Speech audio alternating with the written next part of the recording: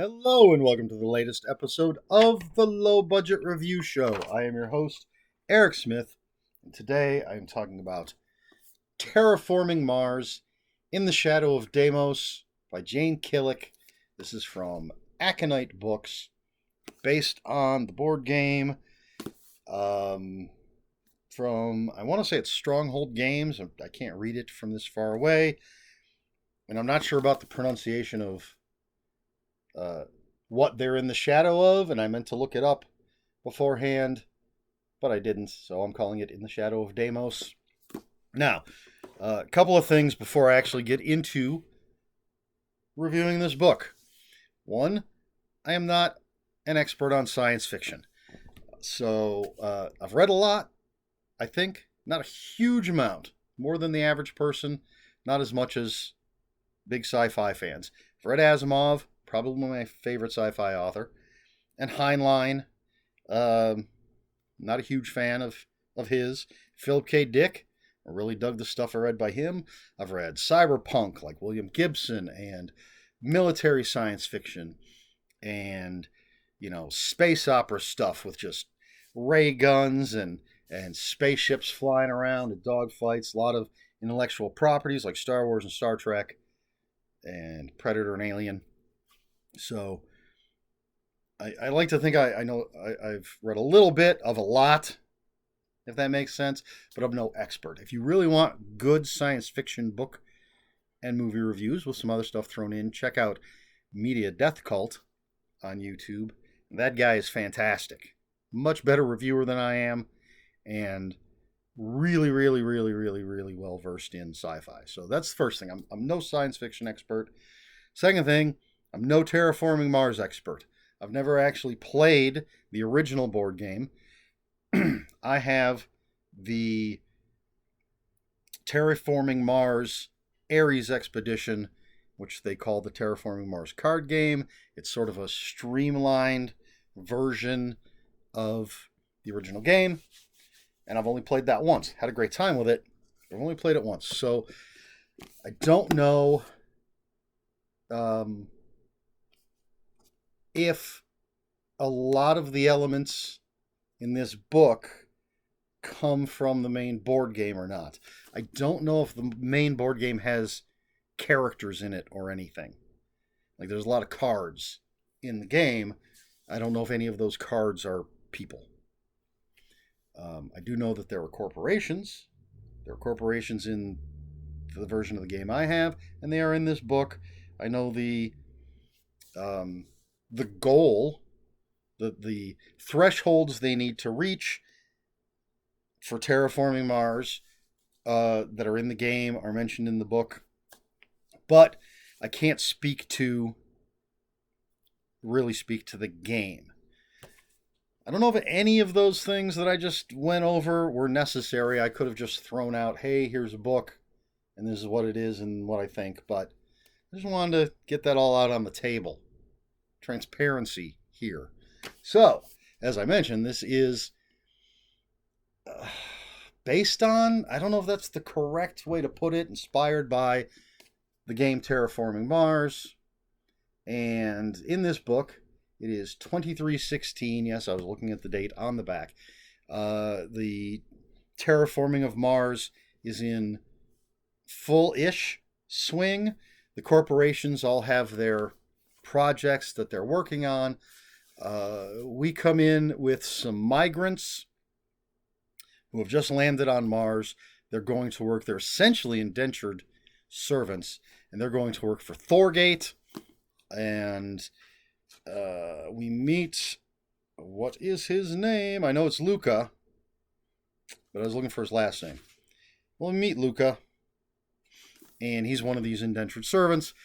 And while they're there, they've just landed, they're looking around.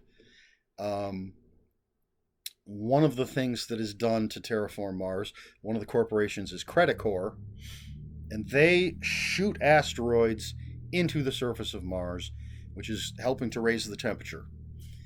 And this is happening just as these migrant workers have stepped off of their ship.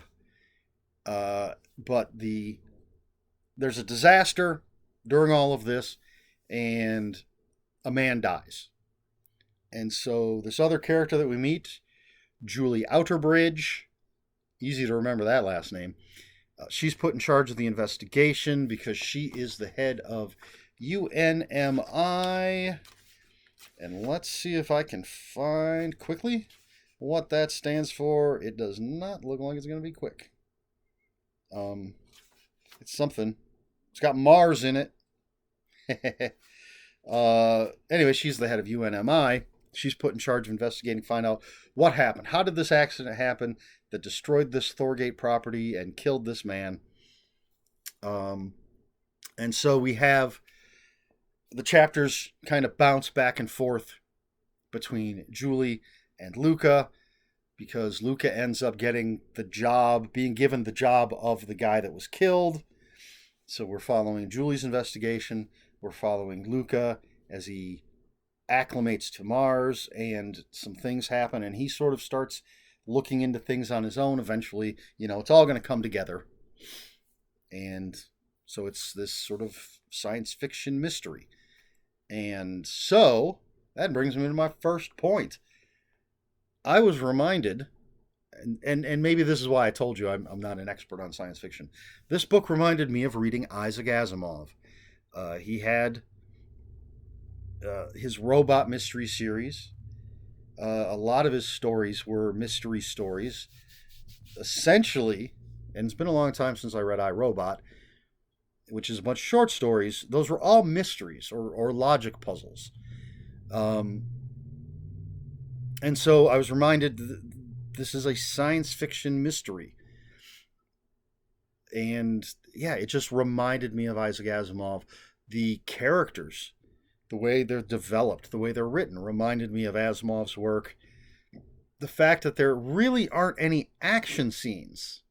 This isn't an action-packed movie.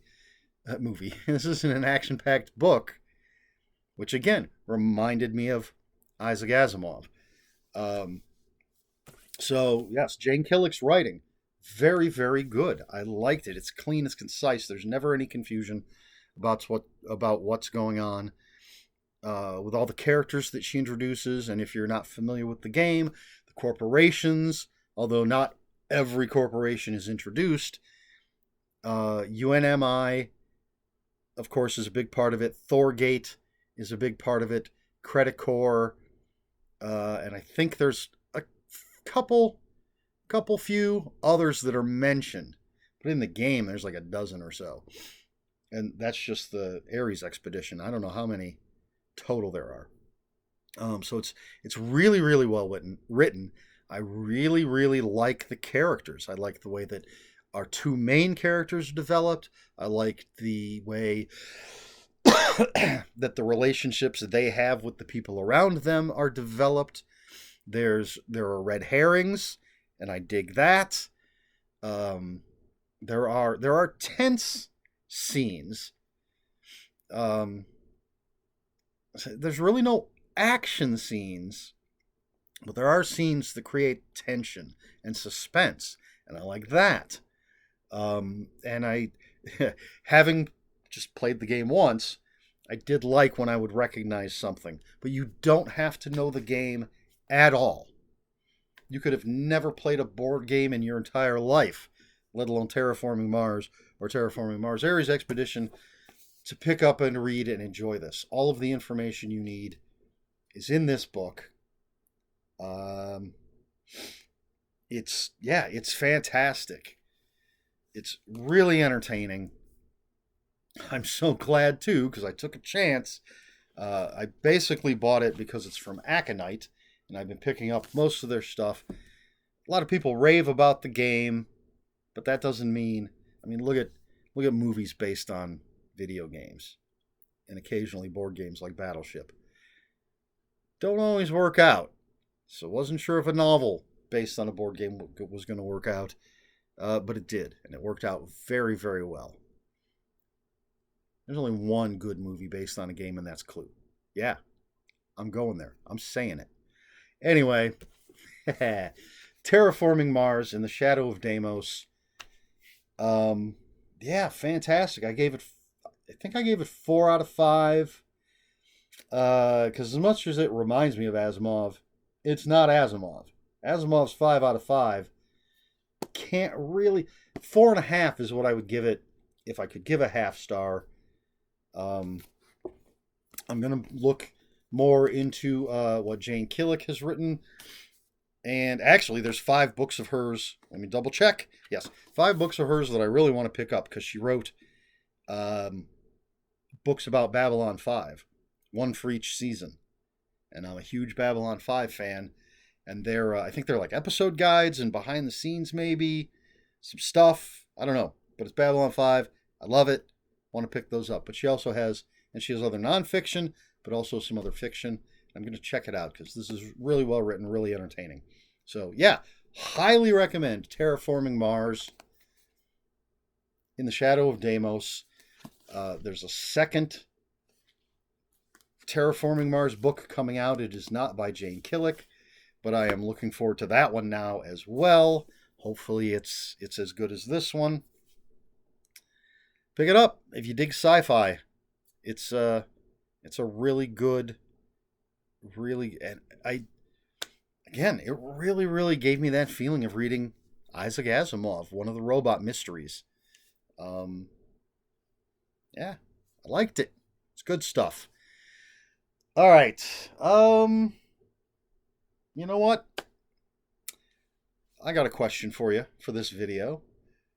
How do you feel about games being adapted into other media? Of course, most people are going to know video games being adapted, and you have the really horrible ones like Super Mario Brothers, and there's the Silent Hill movies. I've only seen the first one. I wasn't a big fan, except for a few things in it I really loved. The Resident Evil movies, I've seen like the first 3. Wasn't a big enough fan to keep watching those. Battleship, ugh. I love Clue. I think Clue's a great movie. But I do read a number of books based on games. There's a whole series of Arkham Horror novels. Tons and tons, and short stories and novellas. And one could say, well, that's based on H.P. Lovecraft, but they do take elements from the Fantasy Flight board games, the characters that were created for the games and everything. But just from Aconite, and I'm going to glance over here, I have Pandemic Patient Zero. I'm really looking forward to reading that one. Pandemic's a great game. Descent, something about darkness. I don't remember the subtitle of the game, but it's a miniatures dungeon crawling game from Fantasy Flight. I've got 3 of those books. There's one Zombicide novel out with more already on the way. And so far, I haven't been too disappointed. Legends of the Five Rings, which is a role-playing game, a card game. There's board game stuff to go with it. And they also do have some, Aconite has some video game stuff too. They do Assassin's Creed and something else that I can't remember. I think there's another video game thing. But anyway, getting off track here. What are your thoughts on it? Have you ever even thought about it? Do you watch the Resident Evil movies or Silent Hill? I know there's other video game stuff that's been made into movies and things, and I just can't think of it. Like I said, so Clue, fantastic movie. First Resident Evil, okay, and I think probably if you're not a fan of the video games, you might enjoy the movies more. I can't say because I'm not a huge fan of the video games. I don't have a video game system. But what are your thoughts? Do you not care one way or the other? Is it something you've ever thought about? Have you watched any of those movies based on games? Sonic the Hedgehog, a brand new one. Second movie's coming out this year. I did play a lot of Sonic. Have not seen the movie. I hear it's pretty good, though. All right, let me know what you think about that. And if you have any comments, questions, or corrections about anything else, put them in the comments below. Comments are open for spoilers. Just post a spoiler warning. We try to be polite here at the Low Budget Review Show. Please like, share, and subscribe. You know all the YouTube stuff. If you'd care to follow me on other social media, my Twitter is at Ronin5757. My Instagram, where I post pictures of books, comic books, board games, and fuzzy animals, is Eric Smith 5757. That's Eric with a K, ERIKSMITH 5757. Yeah, that's it. This has been the Low Budget Review Show. I have been Eric Smith, and until next time, read more books.